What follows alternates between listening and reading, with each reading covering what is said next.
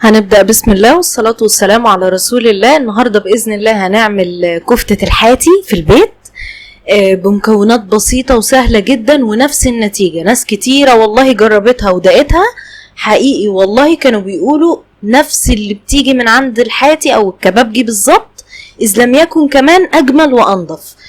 بس ما تنسيش قبل ما نبدأ، لو الفيديو عجبك ماشي من اولها، لو الفيديو عجبك لو الفيديو عجبك لايك وشير وسبسكرايب للقناة. هنبدأ كده من الاول خالص. طبعا احنا هنعمل جنبها رز بسمتي وسلطة الطحينة زي ما انت شايفة كده، هناخد كل حاجة بالتركات بتاعتها في وقتها. نبدأ بقى كده. ده كيلو لحمة مفرومة اتفرمت اكتر من مرة. الخطوة دي مهمة جدا، لازم تكون مفرومة اكتر من مرة، تتفرم كتير لحد لما تبقى ناعمة خالص وتحسي انها بقت عاملة زي العجينة كده، بقى ليها عرق. هنبدأ بقى كده ايه على جنب. هيبقى بصلاية حجمها يعني بصي وسط كده. هنجيب الاول بصلاية كده مفرومة ونحط عليها ملح وفلفل اسمر، نص معلقة ملح صغيرة وزيها فلفل اسمر، وربع معلقة جوز الطيب، ومعلقة صغيرة مليانة من بهارات اللحمة. دي كل تتبيلة الكفتة اللي معانا. هنقلبهم مع بعض كويس قوي. بس خلي بالك البصلاية دي بعد ما اتفرمت عصرناها واخدنا المية بتاعتها هتلاقيها في سلطانية صغيرة كده محطوطة جنب الطبق اللي ماما اهي. المية بتاعتها دي ضفنا عليها شوية زيت لان احنا هنشيلها في التلاجة شوية معاها. هنبدأ بقى ناخد التتبيلة بتاعت الكفتة ونقلبها مع اللحمة المفرومة. وبأكد عليكي تاني ان لازم اللحمة تكون مفرومة اكتر من مرة. هنبدأ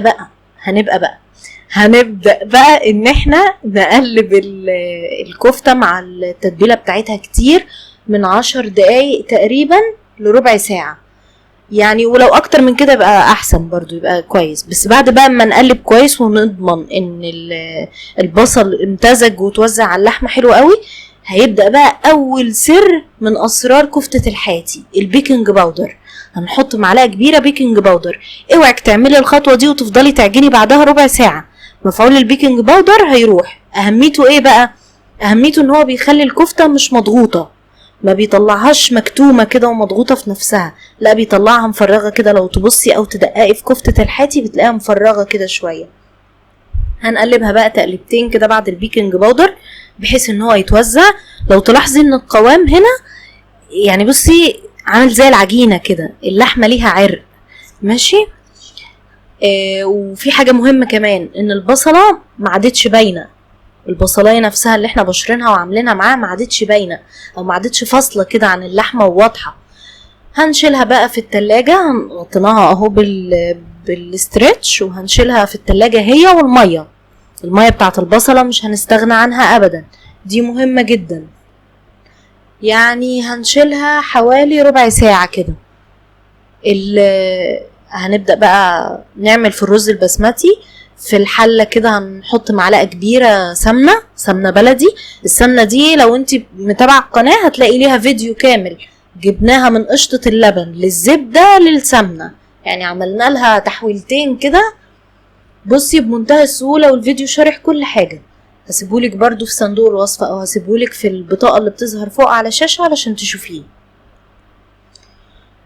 بعد ما عملناها نقوم اخدين بصلة ومقطعينها مكعبات وننزل بيها على السمنة بعد ما ساحت. طبعا اول ما البصلة تبدأ تدبل هنحط بقى ايه؟ هنحط عود قرفة خشب، وشوية ورق لوري كده، ورقتين 3، وواحدة لومي، و3 اعواد قرنفل، وفص واحد بس حبهان.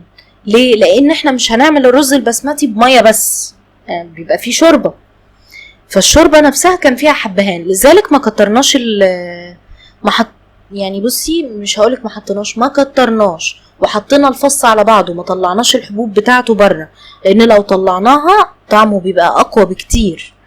هنبدأ بقى نقلب في الخطوة دي، وخلي بالك كويس قوي من عود القرفة الخشب ده. لو انت بتستخدمي حلة جرانيت زي دي حاولي ما تكحتيش بالعود في الارضية، لان حقيقي الحلل الجرانيت الخشب بيجرح فيها. يعني شوفي ده عود قرفة زي ما قلتلك قبل كده بوظ لنا حلة. هتلاقي ناس بتقولك اطقم التوزيع الخشب اصلا دي معمولة للجرانيت وممكن تستخدميها في الجرانيت. الجرانيت ملهوش الا سيليكون، دي كده حاجة ايه لوجه الله وللأمانة، علشان ما تتضريش او ما تزعليش بقى وتتحسري على حاجة غالية عندك وانتي محافظة عليها وكده. هنفضل بقى نقلبهم شوية لحد لما ريحة العود بتاع القرفة تطلع. اول ما ريحة القرفة تطلع هنبدأ بقى ننزل بالبهارات اللي هي بقى احنا حطينا الصحيحة خلاص. هننزل بقى بالبهارات المطحونة اللي هي ايه بقى، هتبقى البهارات المطحونة دي. بصي احنا هنا خلاص كده الريحة طلعت. نبدأ بقى هتبقى معلقة صغيرة كاري ومعلقة صغيرة كركم ونص معلقة جنزبيل ومعلقة صغيرة مليانة على اخرها بهارات لحمة. ماشي، يبقى تاني كده هقولهم تاني: معلقة صغيرة كاري، معلقة صغيرة كركم، نص معلقة جنزبيل ومعلقة صغيرة مليانة على اخرها بهارات لحمة. هننزل بيهم على البصلاية وهي على النار كده، ونبدأ بقى ايه نقلب. برضو العلامة اللي تقول لنا ان خلاص يعني نحط بقى الرز هي الريحة.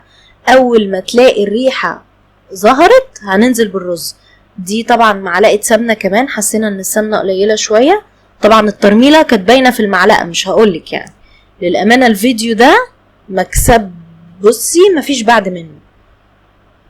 نزلنا خلاص بالرز. احنا حاطين هنا 2.5 كوب رز بسمتي بس، اللي هو الحبة الصفرة الهندي. كنا نقعينه 10 دقايق، ما نقعناهوش كتير. حسينا ان الكركم ضعيف شوية فزودنا كركم. يعني كل مرة سبحان الله بنتفاجئ ان الكركم ضعيف وهو الكركم، وكل مرة بنتفاجئ نفس المفاجأة. يعني ذاكرة السمكة شغالة 100. هنقعد بقى نقلب كده شوية. احنا برضو حاسين ان الكركم ضعيف فحطينا شوية ايه لون زعفران، بس طبعا يعني مستغنيناش عن الكركم، برضو زودنا كركم وزودنا لون زعفران، لان الكركم ليه فايدة. اولا ليه قيمة غذائية وليه ريحة وطعم غير اللون. الكركم بيفرق في ريحة الاكل بالاخص. شوف احنا كل شوية كده ايه بنديها تقليبة، بندي للرز تقليبة مع البهارات. اوعك تنزلي بالبهارات الصحيحة بعد المطحونة، لان البهارات المطحونة نفسها قصير جدا، هتلاقيها اتحرقت على طول وهتمرر. بعد كده حطينا الشوربة والمية على الرز وادينا له تقليبة وحطينا كمية الملح المناسبة وخلاص كده، وغطينا الرز وسبناه ايه يستوي. نروح بقى نطلع اللحمة من التلاجة ونبدأ بقى ايه نصبعها، اللحمة المفرومة. بصي بقى في الخطوة دي هتستخدمي اي حاجة موجودة عندك، ظهر معلقة، الاسياغ بتاعة الشوي بس بتبقى رفيعة شوية، يفضل ظهر المعلقة او اي حاجة كده تحس ان هي سميكة. في ناس بتستخدم قلم. ماشي، هتبداي بقى تاخدي حتة كتلة لحمة كده وتصبعيها بالشكل ده على الحاجة اللي انتي مستخدماها. طبعا ماما هنا كان لون الزعفران طبعا على ايديها كأنها جاية من حنة. عديها. حنة شيماء. مين شيماء معرفش، بس كله بيقول حنة شيماء. المية بقى بتاعت البصلاية احنا قلنا مش هنستغنى عنها. هنعمل بيها ايه؟ هنبل ايدنا كده بيها او هنبل ايدنا فيها ونمسح كده على صابع الكفتة من بره بيها، وهنطلع صابع الكفتة بالراحة كده وبالهداوة ونحاول نفرده. طبعا وانتي بتطلعيه هتحسي ان شكله اتغير شوية، فحاولي تطلعيه بحذر.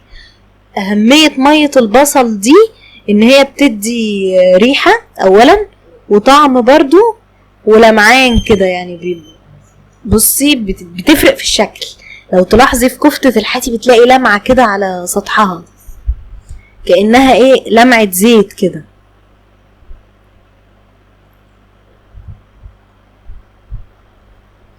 طبعا بصي بتفضلي تسويه كده وتظبطيه من الاطراف اهو ما بيقعش. لو فصل وقع دي بقى مشكلة ان اللحمة ما اتفرمتش كويس او ما اتعجنتش كويس. طبعا اللمعة اللي بتكتسبها الكفتة بعد كده دي لمعة الزيت اللي محطوط على المية بتاعت البصل، والمية نفسها بتاعت البصلة بتدي ريحة وطعم حلوين.